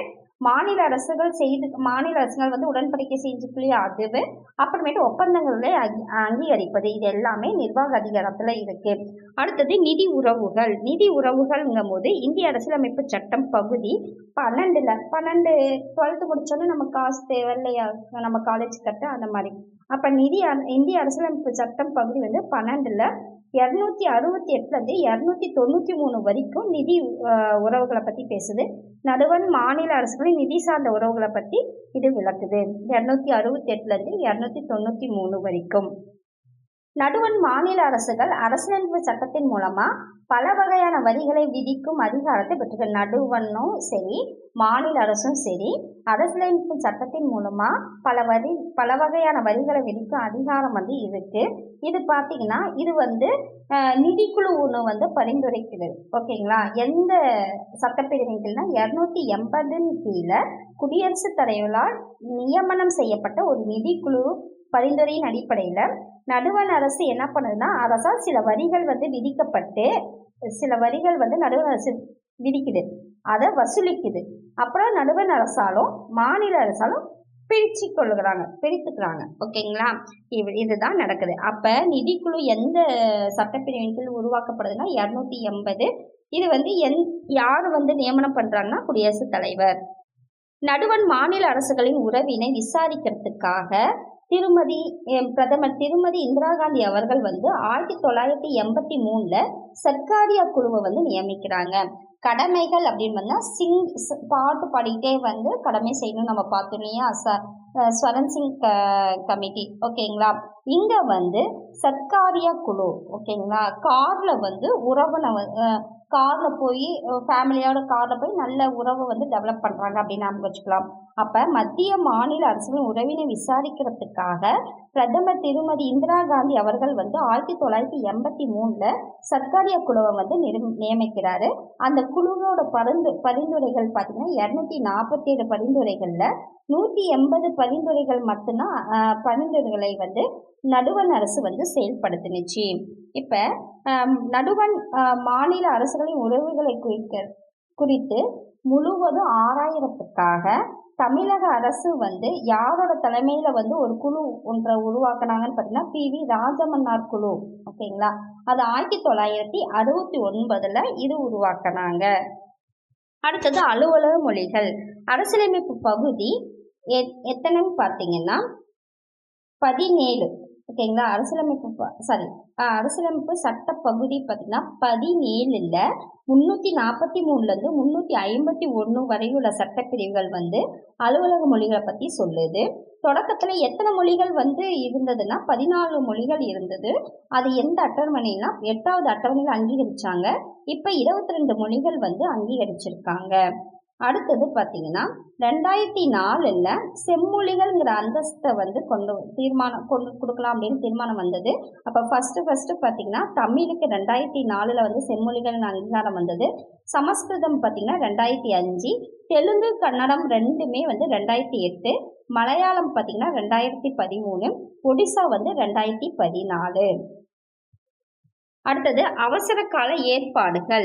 தேசிய அவசர நிலை பார்த்தீங்கன்னா சட்டப்பிரிவு 352, அதாவது போர், வெளிநாட்டினர் ஆக்கிரமிப்பு அல்லது ஆயுதமேந்திய கிளர்ச்சி அல்லது உடனடி ஆபத்து அல்லது அச்சுறுத்தல் காரணமா இந்தியாவிற்கு பாதுகாப்பிற்கு வந்து அச்சுறுத்தல் ஏற்படுது அப்படின்னா குடியரசுத் தலைவர் என்ன பண்ணுவார்னா 352 கீழே அவசர நிலையை வந்து அறிவிக்கிறாங்க. இப்படி போர், வெளிநாட்டினர் ஆக்கிரமிப்பின் காரணமா அந்த அவசர நிலை அறிவிக்கும் பொழுது அதை என்னன்னு சொல்றாங்கன்னா வெளிப்புற அவசர நிலை அப்படின்னு சொல்றாங்க. ஆயுதமேந்திய கிளர்ச்சி காரணமா அவசர நிலை அறிவிக்கப்படும் பொழுது உள்நாட்டு அவசர நிலைன்னு சொல்றாங்க. இது வகையா எத்தனை ஆண்டுகள்ல வந்து பண்ணியிருக்காங்கன்னா 1962, 1971, 1975 3 ஆண்டுகள்ல அறிவிச்சிருக்காங்க. 1962, 1971, 1975. அடுத்தது மாநில அவசர நிலை பார்த்தீங்கன்னா சட்டப்பிரிவு 356. ஒரு மாநிலத்தில் மாநில அரசால் கட்டுப்படுத்த முடியாத சூழ்நிலை ஏற்படுதுன்னா அந்த அரசியலமைப்பின் விதிகளுக்கு ஏற்ப ஆளுநர் அறிக்கை அளிக்கும் பொழுது குடியரசுத் தலைவர் என்ன பண்ணுவார்னா எந்த சட்டப்பிரிவை வந்து கொண்டுட்டு வருவார்னா 356 கீழே அவசர நிலையை கொண்டு வருவாங்க. இந்த அவசர நிலை சட்டப்பிரிவு பார்த்தீங்கன்னா 352 படி நடைமுறையில் இருந்தாலும் அல்லது தேர்தல் ஆணையம் சட்டமன்ற தேர்தலை நடத்த உகந்த சூழல் இல்லை அப்படிங்கிற சான்று அளித்தாலும் மட்டும்தான் அந்த இது வந்து 1 வருஷம் தாண்டி தொடர முடியும். அந்த அவசர நிலை வந்து 1 வருஷத்துக்கும் தாண்டி தொடர முடியும். அதிகபட்ச அவசர நிலை பார்த்தீங்கன்னா காலம் 3 ஆண்டுகள் இருக்கும். மாநிலமானது குடியரசுத் தலைவர் சார்பாக ஆளுநர் வந்து அதாவது குடியரசுத் தலைவர் சார்பாக அந்த மாநிலத்தை யார் ஆளுவாங்கன்னா ஆளுநர் வந்து நிர்வகிப்பாங்க. இந்தியாவின் முதன்முறையாக பஞ்சாப் மாநிலத்தில் குடியரசுத் தலைவர் ஆட்சி நடைமுறைப்படுத்தப்பட்டது எப்பன்னா 1951. அடுத்தது நிதி சார்ந்த அவசர நிலை சட்டப்பிரிவு 360. நிதிநிலை தன்மை அப்படின்னு பார்த்தீங்கன்னா இந்தியாவில் கடன் தன்மை மற்றும் இந்தியாவின் பகுதிகள் ஆபத்தில் இருந்தால் அரசியலமைப்பு 360 கீழே குடியரசுத் தலைவர் நிதி சார்ந்த அவசர நிலையை வந்து பிறப்பிக்கலாம்னு சொல்றாங்க. இந்த வகையான அவசர நிலையில நடுவண் மாநில அரசு ஊழியர்கள் வந்து எந்த வகுப்பா இருந்தாலும் சரி அவர்களோட ஊதியம், படிகள் மற்றும் உச்சநீதிமன்ற, உயர்நீதிமன்ற நீதிபதிகள் உட்பட அனைவரது ஊதியமும் குடியரசுத் தலைவரின் ஒரு ஆணையின் மூலமா குறைப்பாங்க. இந்த வகையான அவசர நிலை வந்து இந்தியாவில் இப்ப வரைக்கும் அது அறிவிக்கப்படலை. அடுத்தது பார்த்தீங்கன்னா அரசியலமைப்பின் சட்ட திருத்தம், அமெண்ட்மெண்ட்னு சொல்லுவாங்க. இந்த சொல் மாற்றம், மேம்படுத்துதல் அல்லது சிறுமாறுதல், மாற்றம், மேம்படுத்துதல் அல்லது சிறுமாறுதல் அப்படின்னு குறிக்குது. அரசியலமைப்பு சட்ட பகுதி வந்து 368வது சட்டப்பிரிவு என்ன சொல்லுதுன்னா அரசியலமைப்பினை சட்ட திருத்தம் செய்வதில் பின்பற்றும் முறைகள் மற்றும் திருத்தம் செய்வதில் நாடாளுமன்றத்தோட அதிகாரத்தை வந்து இங்க தெரிவிக்குது. அரசியலமைப்பு சட்ட திருத்தம் செய்வதில் பின்பற்றும் வழிமுறைகள் என்ன அப்படின்னு பார்த்தீங்கன்னா நாடாளுமன்றத்தில் 2 அவை, மக்களவை, மாநிலங்களவைன்னு இருக்கு இல்லையா, அந்த 2 அவையிலும் அரசியலமைப்பு சட்டத்திருத்த மசோதா வந்து அறிமுகப்படுத்தணும். ஃபர்ஸ்ட் 2 அவையிலும் அறிமுகப்படுத்தணும். நாடாளுமன்றத்தில் ஒவ்வொரு அவையிலும் அவையின் ஒட்டுமொத்த உறுப்பினர்ல பெரும்பான்மையான உறுப்பினர்கள் மற்றும் அவைக்கு வந்த அதாவது 2 அவையிலும் அறிமுகப்படுத்திட்டாங்க. இப்போ ஒவ்வொரு அவையிலும் பார்த்தீங்கன்னா ஒட்டுமொத்த உறுப்பினர்களை பெரும்பான்மை உறுப்பினர்கள் அப்புறம் அதுவும் மற்றும் அவைக்கு வந்த வாக்களித்தவர்ல 3/2 பங்கு உறுப்பினர் குறையாம மசோதாவிற்கு வாக்களிக்கணும்னு சொல்றாங்க. அதாவது ஒட்டு மொத்தமா வந்தாங்கன்னா பெரும்பான்மை உறுப்பினர்களும் மற்றும் வந்ததுல 3/2 பங்கு குறையாமல் மசோதாவிற்கு வாக்களித்தால் மட்டும்தான் குடியரசுத் தலைவர் ஒப்புதலுடன் அனுப்பப்பட முடியும். ஓகேங்களா, அந்த ஒப்புதலுக்காக அதாவது குடியரசுத் தலைவர் ஒப்புதலுக்காக அனுப்பப்படும், இல்லைன்னா அனுப்ப மாட்டாங்க. குடியரசுத் தலைவர் ஒப்புதல் அளித்த பிறகு அந்த மசோதா வந்து திருத்தப்பட்ட சொற்களுடன், அதாவது என்னென்ன மாற்றணுமோ அதை மாற்ற சொற்களுடன் அரசியலமைப்புல ஏற்றுக்குவாங்க. நாடாளுமன்றம் மட்டுமே அரசியலமைப்பு சட்ட திருத்தத்தை தான் கொண்டு வர முடியும், சட்டமன்றம் முடியாது. அடுத்தது பார்த்தீங்கன்னா அரசியலமைப்பு சட்ட திருத்தத்தின் வகைகள் அப்படின்னு பார்த்தா 368வது சட்டப்பிரிவு 3 வகையில அரசியலமைப்பு சட்ட திருத்தத்தை செய்யலாம். என்னென்ன சொல்றாங்கன்னா, நாடாளுமன்றத்துல சாதாரண அறுதி பெரும்பான்மை மூலமா திருத்தப்படுவாங்க. அடுத்தது நாடாளுமன்றத்துல சிறப்பு அறுதி பெரும்பான்மை மூலமா திருத்தப்படுவாங்க. மூணாவது நாடாளுமன்றத்துல சிறப்பு அறுதி பெரும்பான்மையுடன் அது மட்டும் இல்லாம பிளஸ் பாதிக்கு மேற்பட்ட மாநில சட்டமன்றங்கள் ஒப்புதல், அதாவது மொத்த சட்டமன்றம் இருந்ததுன்னா அதுக்கு பாதிக்கு மேல அந்த ஒப்புதல் பெறணும். இத மூலியமா தான் சட்ட திருத்தத்தை பண்றாங்க. அடுத்தது அரசியலமைப்பின் 42வது சட்ட திருத்தம் எதை சொல்றாங்கன்னா ஒரு சிறு அரசியலமைப்புன்னு சொல்றாங்க. அடுத்தது அரசியலமைப்பு சீர்திருத்த குழுக்கள் அப்படின்னு பார்த்தா அரசியலமைப்பு செயல்பாடு குறித்து ஆய்வு செய்யறதுக்காக 2000 ஆண்டுல ஒரு இந்திய அரசு ஒரு தீர்மானத்தின்படி எம்.என். வெங்கடாச்சலையா தலைமையில அரசியலமைப்பு சட்ட செயல்பாட்டிற்கான தேசிய சீராய்வு ஆணையம் ஒன்றை அமைச்சாங்க. அரசின் பல்வேறு நிலைகள் அடுத்தது அவற்றிற்கிடையான தொடர்பு பங்களிப்பு குறித்து புதிய நோக்கத்தோடு ஆராய உச்சநீதிமன்ற முன்னாள் தலைமை, அதாவது எம்.என். வெங்கடாச்சலையா தலைமையில சீர்திருத்த சட்ட செயல்பாட்டினை தேசிய சீராய்வு ஆணையம் ஒன்று அமைச்சது. அது மட்டும் இல்லாம அரசோட பல்வேறு நிலைகள் அவற்றிற்கான தொடர்பு பங்களிப்பு எல்லாத்தையுமே ஆராயறதுக்காக உச்ச நீதிமன்ற முன்னாள் தலைமை நீதிபதி யாருன்னா எம்.எம். பூஞ்சி அவங்க தலைமையில ஏப்ரல் 2007 ஆண்டு 3 உறுப்பினர்கள், எத்தனை உறுப்பினர்கள்னா 3 உறுப்பினர்களை கொண்டு ஒரு ஆணையத்தை அப்போதைய அரசு அமைச்சது. இதோட பார்த்தீங்கன்னா இந்த லெசன் முடியுது. பாடச்சுருக்கம் என்ன கொடுத்துருக்காங்கன்னு பார்த்தீங்கன்னா, அமைச்சரவை திட்டக்குழு 1946 கீழே அமைக்கப்பட்ட அரசியல் நிர்ணய சபையால் இந்திய அரசியலமைப்பு சட்டம் உருவாக்கப்பட்டது. இப்போ பார்த்தீங்கன்னா ஒரு இறையாண்மை மிக்க சமதர்ம சமய சார்பற்ற ஜனநாயக குடியரசு என்று இந்திய அரசியலமைப்பு முகவுரை சொல்லுது. சிட்டிசன் என்ற சொல் சிவிஸ் என்ற லத்தீன் சொல்லிருந்து பெறப்பட்டுச்சு. இதன் பொருள் நகர அரசில் வசிப்பவர்னு பொருள். Doctor B.R. அம்பேத்கர் 32வது சட்டப்பிரிவை அரசியலமைப்பின் இதயம் மற்றும் ஆன்மான்னு சொல்லியிருக்காங்க. 2004 அரசு மொழிகளை வகைப்படுத்த முடிவு செய்து புதிய வகையான செம்மொழிகளை அறிவிச்சாங்க. சரியான விடையை தேர்ந்தெடுக்க பார்க்கலாம். கீழ்காணும் வரிசையில் முகவுரை பற்றி சரியான தொடர் எது அப்படின்னு பார்த்தீங்கன்னா, இறையாண்மை சமதர்ம சமயசார்பற்ற ஜனநாயக குடியரசு. அடுத்தது இந்திய அரசியலமைப்பு முகவுரை எத்தனை முறை திருத்தப்பட்டிருக்குன்னா ஒரே முறை தான் திருத்தப்பட்டிருக்கு. ஒரு வெளிநாட்டினர் கீழ்காணும் எதன் மூலம் இந்திய குடியுரிமை பெறலாம்? இயல்புரிமை மூலமா குடியுரிமை பெறலாம். மாறுபட்ட ஒன்றை கண்டுபிடி அப்படிங்கிறது பார்த்தீங்கன்னா கண்டிப்பா சொத்துரிமை. இது எல்லாமே அடிப்படை உரிமையில வரும். இது சொத்துரிமை வராது. அடுத்தது பார்த்தீங்கன்னா 5th கீழ்காணும் 3 அடிப்படை உரிமை பயன்படுத்துவதற்கு உதாரணம் இல்லை அப்படின்னு பார்த்தீங்கன்னா, பெற்றோர்கள் பூர்வீக சொத்துகள் அவர்கள் பிள்ளைகளுக்கு செலுத்துதல். இது அடிப்படை உரிமையிலிருந்து வராது, சொத்துரிமை எடுத்தாச்சு இல்லையா, அதுதான். பின்வருவனற்றுள் எந்த உரிமை டாக்டர் B.R. அம்பேத்கர் அவர்களால் இந்திய அரசியலமைப்பு இதயம் மற்றும் ஆன்மா என்று விவரிக்கப்படுதுன்னா அரசியலமைப்புக்கு தீர்வு காணும் உரிமை. ஓகேங்களா. அடுத்தது அடிப்படை உரிமை எவ்வாறு நிறுத்தி வைக்கப்பட முடியும் அப்படின்னு பார்த்தீங்கன்னா, தேசிய அவசர நிலையின் போது குடியரசுத் தலைவரின் ஆணையினால் நிறுத்தி வைக்கலாம். அடுத்தது நமது அடிப்படை கடமைகள் இடமிருந்து எங்கிருந்து பெற்றிருக்கு அப்படின்னு பார்த்தீங்கன்னா ரஷ்யா. ஓகேங்களா. அப்போ எந்த பிரிவின் கீழ் நிதிநிலை அவசர நிலை அறிவிக்க முடியும் அப்படின்னா சட்டப்பிரிவு 360. எந்த குழுக்கள் ஆணையங்கள் நடுவண் மாநில உறவுகள் பற்றி பரிந்துரை செய்தனர் அப்படின்னு பார்த்தீங்கன்னா, இது சர்க்காரிய குழுவும் ராஜமன்னார் குழுவும் தான் நடுவண் மாநில உறவுகள் பற்றி சொல்லியிருக்கு. அப்போ 1 and 2. அடுத்தது முதன்முறையில் அரசியலமைப்பு என்ற கொள்கை எதுலேருந்து தோன்றுனா USA அமெரிக்காவிலேருந்து தோன்றிருக்கு. செகண்ட் அரசியல் நிர்ணய சபையின் தற்காலிக தலைவராக இருந்தது யாருன்னா சச்சிதானந்த சிங் தான். இந்திய அரசியலமைப்பு ஏற்றுக்கொள்ளப்பட்ட நாள் மற்றும் ஆண்டு ஏற்றுக்கொள்ளப்பட்டதுன்னா 1949 நவம்பர் 26. சட்டப்பிரிவு 32 குறிப்பிடப்பட்டுள்ள நீதி பேரணிகள் எண்ணிக்கை எத்தனைனா 5. அடுத்தது இந்திய குடிமக்களுக்கு அடிப்படை கடமைகள் பிரிவின் கீழ் எந்த பிரிவின் கீழ்னா 51A. ஓகேங்களா. அடுத்தது போர்த்துகல் குடியுரிமை சட்டம். குடியுரிமை சட்டம் பார்த்தீங்கன்னா 1955. முகவுரை அப்படின்னா ஜவஹர்லால் நேருலேருந்து மேற்கோள் தீர்மானத்திலேருந்து எடுத்திருக்காங்க, குறிக்கோள் தீர்மானத்திலேருந்து. குறு அரசியலமைப்பு 42வது அரசியல் சட்ட திருத்தம் 3rd.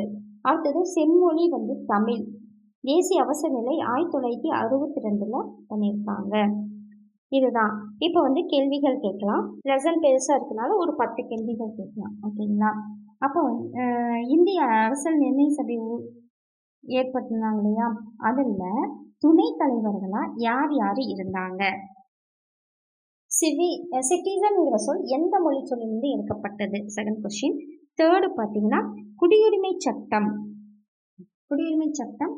ஆண்டு என்னன்னு சொல்லுங்க. அடுத்தது ஃபோர்த்து கொஸ்டின் பார்த்தீங்கன்னா நீதி பேராணைகள் மொத்தம் எத்தனை இருக்கு அப்படிங்கிறது. ஃபிஃப்த்து பார்த்தீங்கன்னா இத்தாலி பாணியில் கைப்பட எழுதிய இந்திய அரசியலமைப்பு சட்டம் கைப்பட எழுதியது யார்? ஓகேங்களா? அடுத்து சிக்ஸ்த்து பிரெஞ்சு புரட்சி ஆண்டு.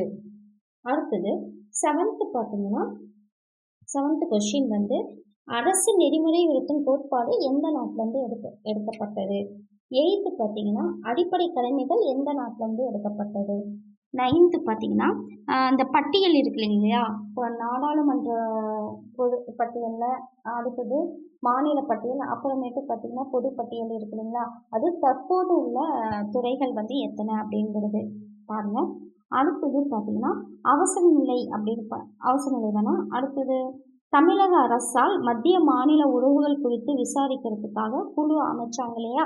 அவர் யார் தலைமையிலும் மற்றும் எந்த ஆண்டு? ஓகேங்களா? கண்டிப்பாக இந்த வீடியோ உங்களுக்கு பிடிச்சிருக்குன்னு நினைக்கிறேன். பிடிச்சிருந்தா லைக் பண்ணுங்கள், சப்ஸ்கிரைப் பண்ணுங்கள், ஷேர் பண்ணுங்கள். நெக்ஸ்ட் வீடியோவில் நாம் பார்க்கலாம். சப்ஸ்கிரைப் பண்ண அனைவருக்கும் கோடான கோடி நன்றிகள். நன்றி.